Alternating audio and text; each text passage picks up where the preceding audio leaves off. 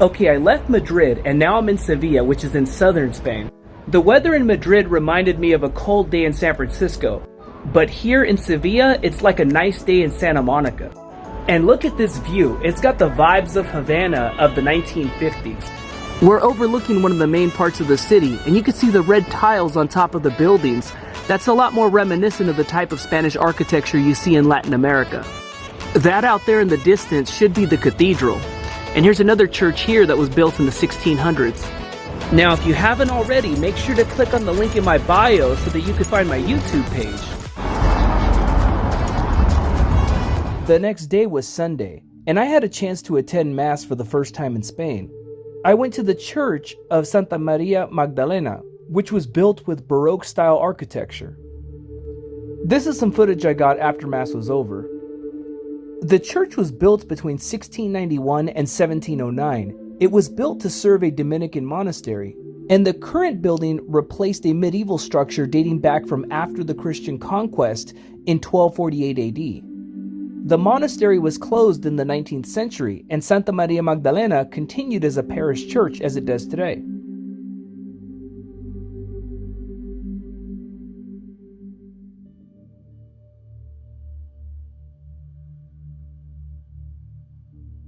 I spotted this really nice painting. It's a depiction of the Virgin of the Rosary protecting the Spanish ships in the Battle of Lepanto.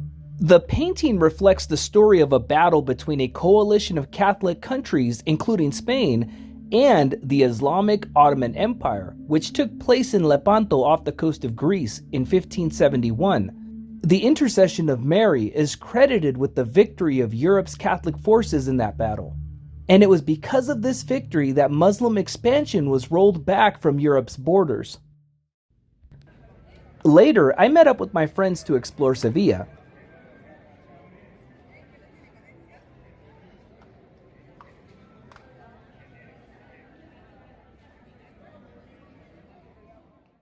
So I am in front of one of the most important buildings in world history, the Royal Alcazar of Sevilla.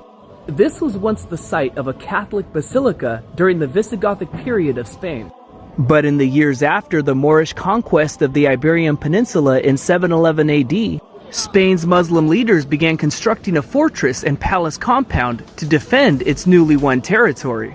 But in 1248 AD, Spanish Catholics liberated the city and re-established their own government. But rather than destroy the structure, the Spaniards expanded it. Now, there's a lot more history about this place, but I want to cover one really quick, important topic. You see, if you're from Latin America and you have Spanish ancestry from the colonial period, this place is like your Ellis Island, but in reverse. Let me explain. Among the many administrative offices established by the Spanish monarchy in this building, there is one called the Casa de Contratación de Indias. Now, it's through this office that your Spanish ancestors would have gotten their immigration paperwork to travel to the Americas. And so in many, perhaps even most cases, people from all over Spain would travel to Sevilla to obtain their immigration and work visa paperwork, and then sail off to the New World and virtually never return again to the Iberian Peninsula. And I'm actually in front of this office right now. But before we go in, I'm going to tell you one more important historical fact about this place. This is the site where Amerigo Vespucci, yes, the guy where the word America comes from, charted the first route to travel around the world. And the first modern-era world map was drafted in this place. The explorer Magellan was even in this office before going off to circumnavigate the world. Okay, here we go.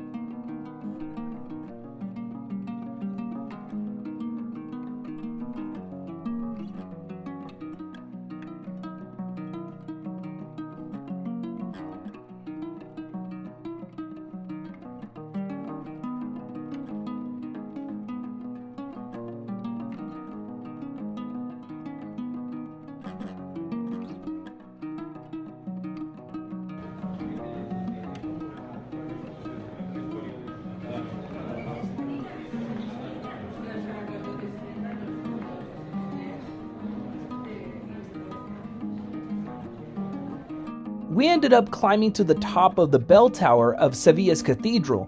It was originally built as a minaret for a mosque that once stood next to it when the Muslims controlled Sevilla.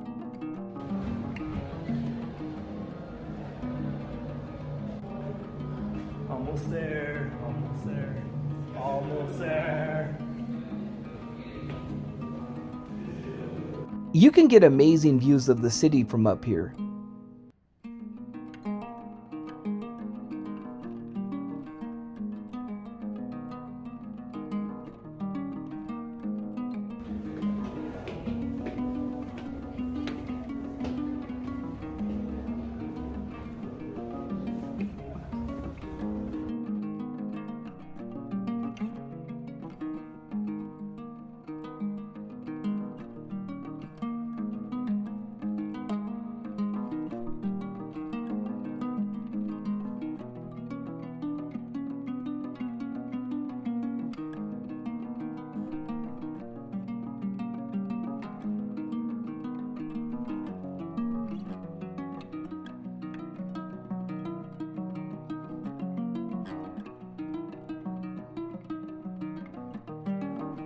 This bell tower is still part of the cathedral's compound.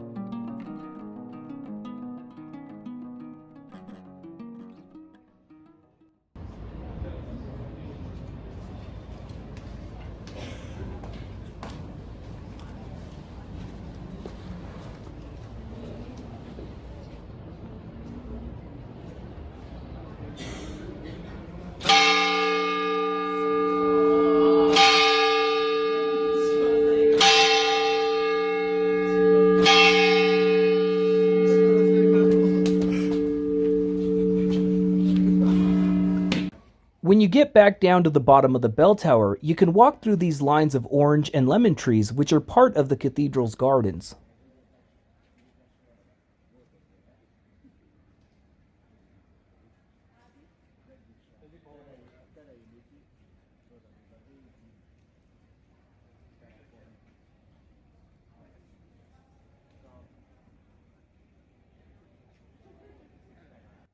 Now, even outside the cathedral compound, you'll see citrus trees throughout the city. Back in the days, sailors used to suffer from scurvy because of a lack of vitamin C while they were sailing in the oceans. That's why port cities like Sevilla made oranges and lemons readily available. For lunch, I had some gazpacho, which is a blend of tomato juice, green bell peppers, onions, red wine vinegar, garlic, and hot pepper sauce. I also had some sangria, which is a kind of fruit punch made with red wine and citrus fruits.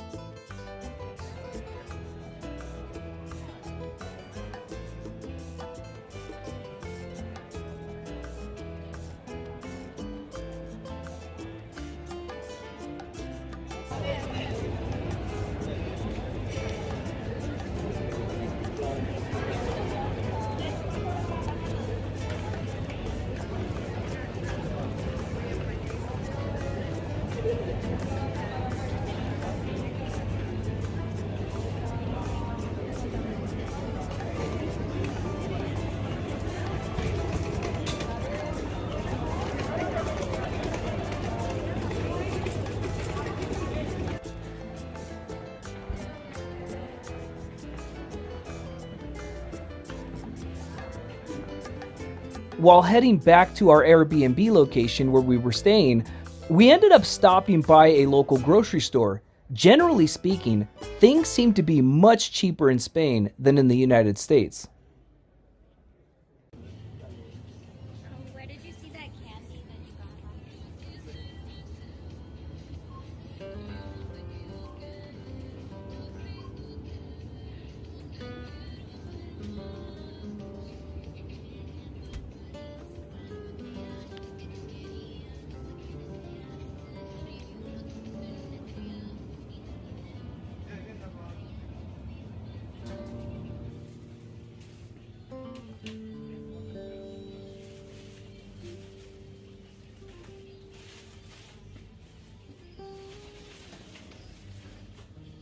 Oh, look at that. Jesus Christ. It's like a brick.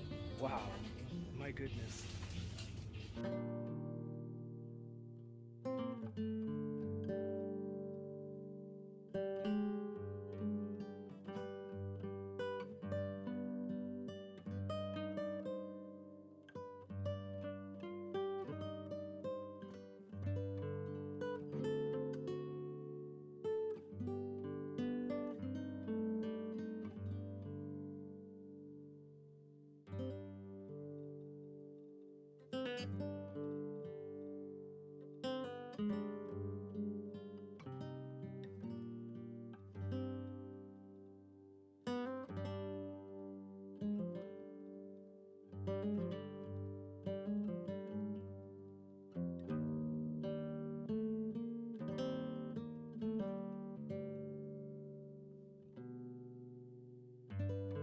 Now, that night, we went to go see a flamenco performance at the city's Flamenco Museum. You can get tickets there for only about $25. They were super strict about not taking pictures, but I highly recommend you stop by and see one of these performances if you ever visit Sevilla. The next day, we took a train from Sevilla to Granada as part of a day trip of sightseeing.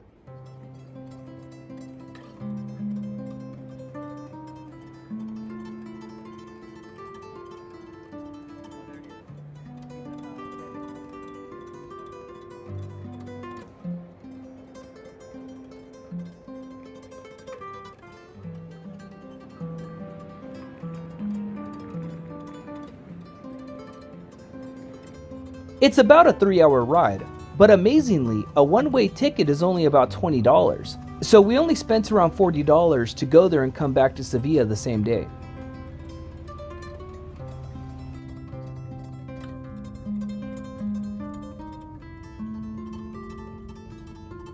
The countryside of Spain is breathtaking.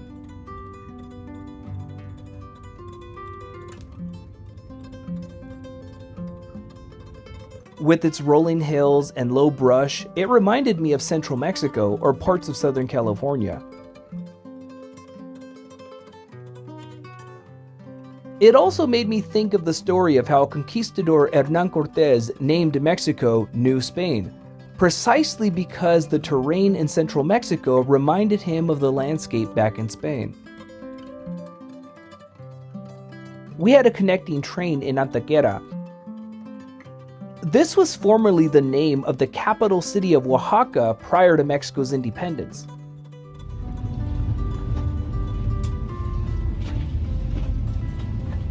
When we got to Granada, it was clear this was much more of a working-class part of Spain. It was beautiful, but the buildings in the non-touristy parts of the city were much less pristine than in other places we had been to. Come on, James, we're almost there.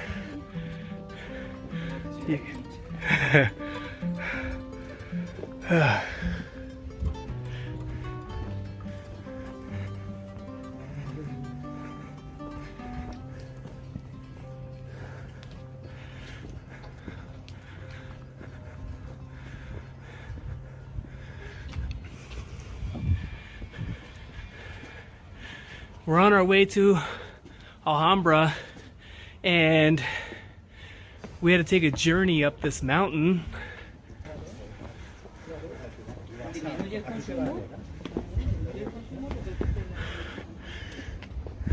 But yeah, we had to walk from the bottom.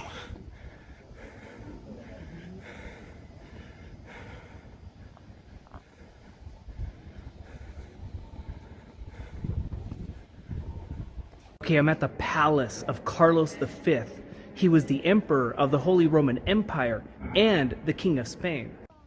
The Palace of Carlos V is a Renaissance-style building which was built inside Alhambra, which was the former palace of the Muslim rulers who lived right here in Granada.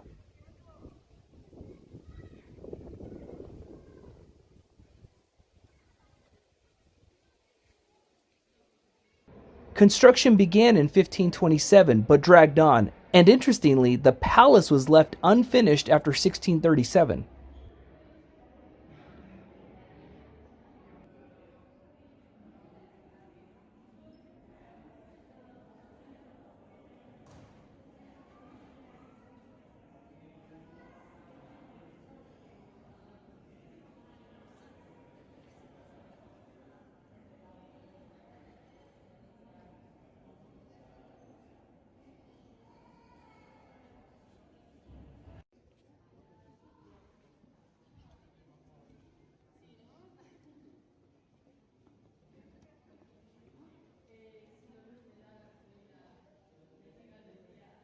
Now, upon leaving Carlos V's palace, we began exploring what remained of the Muslim palace in Alhambra.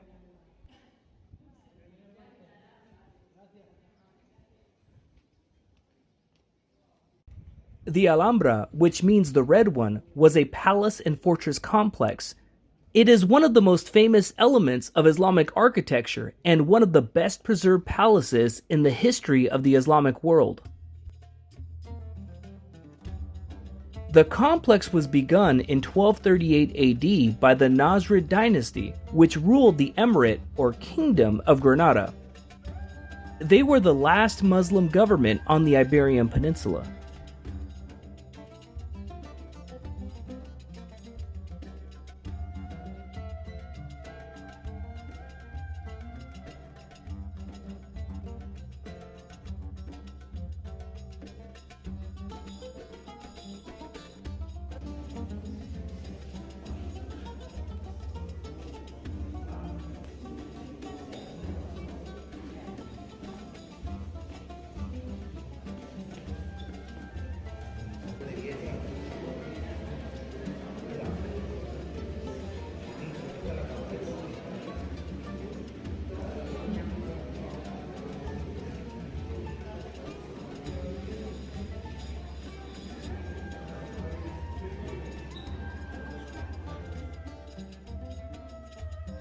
This mural here on the ceiling gives you an idea of what Spain's Muslim rulers looked like in those days.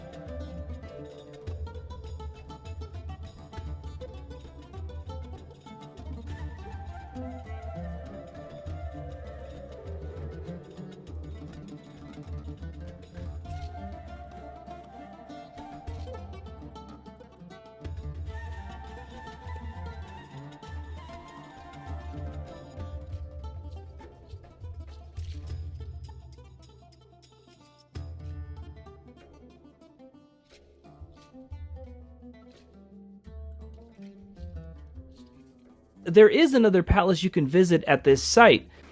This one is called the Generalife. It was basically the summer palace of the Nasrid dynasty. It is located directly east of and uphill from the Alhambra.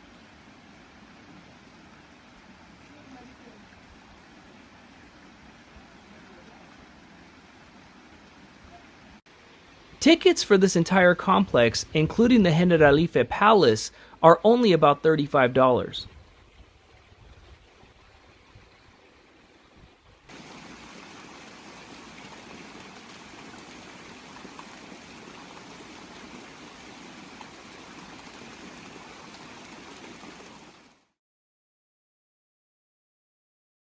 So I'm in the town of Castilleja de la Cuesta, which is a small suburb about 10 minutes outside of the city of Sevilla in southern Spain.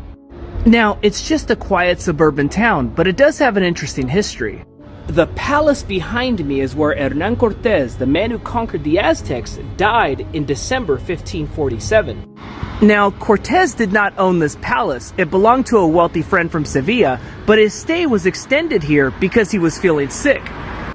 He must have known death was on the horizon because he had only finished his more than 400-page will in October of that year. The document is an interesting relic of history, and it takes you into the mind of someone who fought in some of the most epic battles in world history. Now, shortly after the conquest of the Aztecs, Cortez ordered the construction of a hospital in 1524 right there in Mexico City. And the architect of the hospital was from nearby Sevilla. Now, in Cortez's will, he left a substantial portion of his wealth to continue the construction of the hospital. The hospital is still in operation today, and it's been in operation longer than any other hospital in the Americas.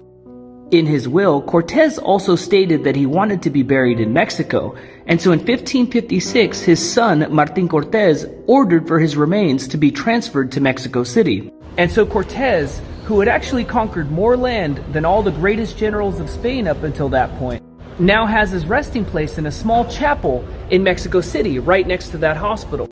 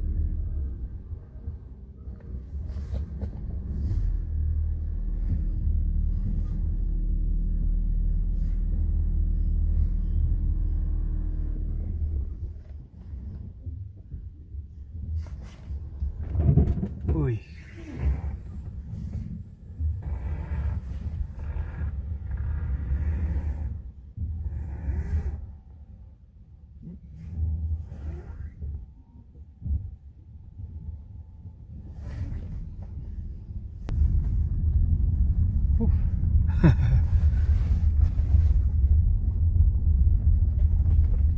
Y así todos los días. Wow.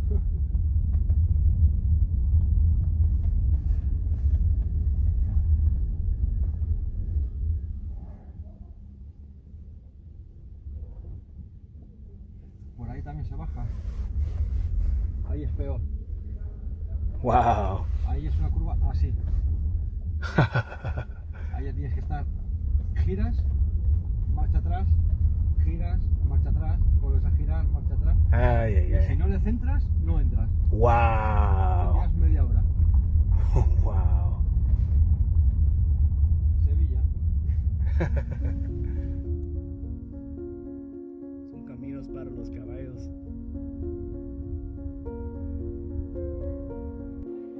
Ah, the cathedral in Sevilla. This was my favorite of all the churches I visited in Spain.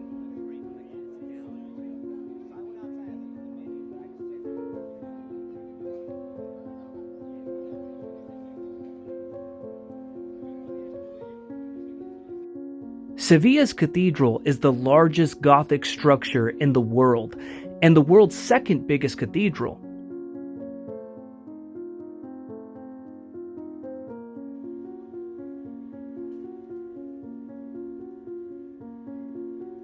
This cathedral was largely built above a mosque that was built by the Muslims in the 12th century.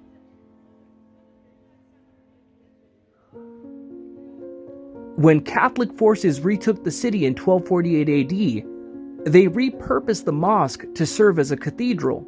Then, in July 1401, city leaders decided to build a new cathedral to replace the old structure of the mosque.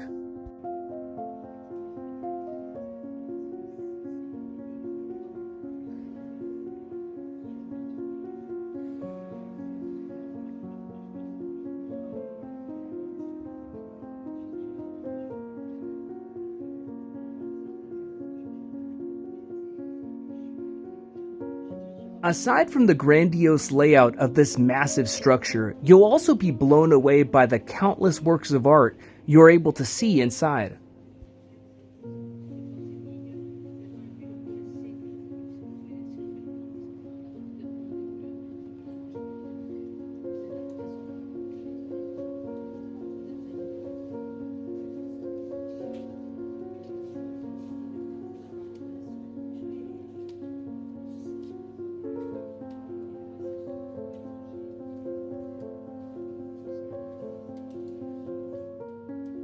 Perhaps the biggest tourist attraction at this place is the resting place of Christopher Columbus.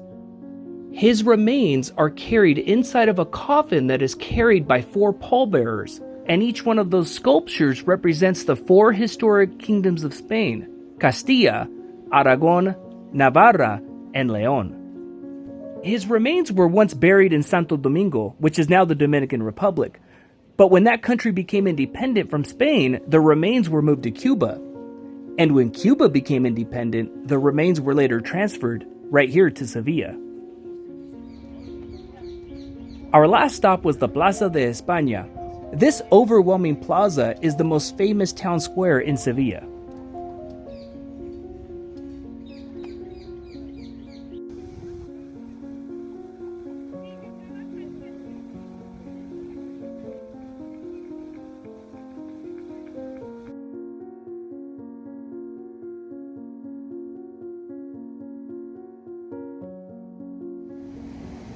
Make sure to check out my next video, which will be about the final city of our tour, Barcelona.